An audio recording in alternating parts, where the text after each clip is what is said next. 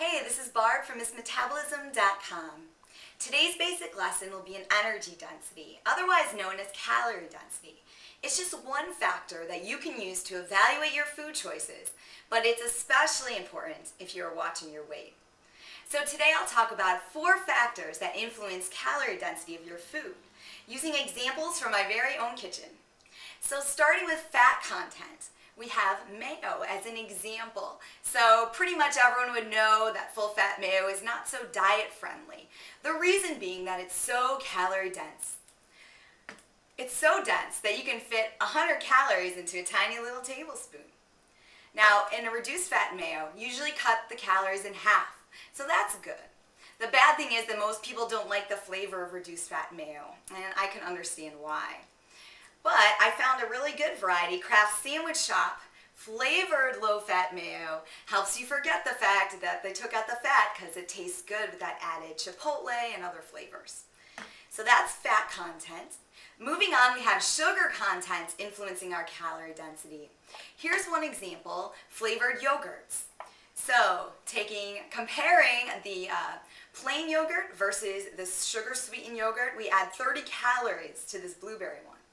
Now, we don't add much volume or weight. They're pretty much the same, but we have a difference in calorie density due to sugar. So that's sugar. Our next one is water. Here's a great example, fresh grapes full of water and relatively low in calories with 100 calories per cup. However, when you take away that water, you increase the calorie density. So what are you left with? Some raisins, and they become very dense. Same 100 calories, but tiny portion, only a couple tablespoons here. So you can see the difference in density. They're both 100 calories, but way different in size. So that's water content. And the final one is air. You might be familiar with the fact that fluffy foods can often be lower in calories. So here's an example of a cereal, shredded wheat. It's a fluffier cereal, a little lower in calories. It's 200 per a little bit over a cup.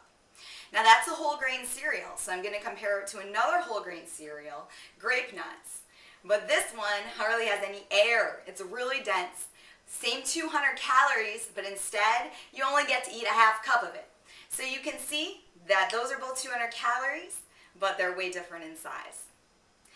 Alright, so I talked about fat, sugar, water, and air influencing the calorie density of your food. Now I do want to point out that none of these foods here are particularly bad for you. None of these are even junk food. No, not even this mayo. It's perfectly fine, made out of soybean oil. The point is that if you're watching your weight, calories are important. And so you might need to be aware of these factors, and you might even need to weigh out your food, especially if it's something really calorie dense and easy to overeat. Alright, well today you learned about calorie density, but you know there's so much more to learn. So follow me at MissMetabolism.com, and in the meantime, keep that metabolism up.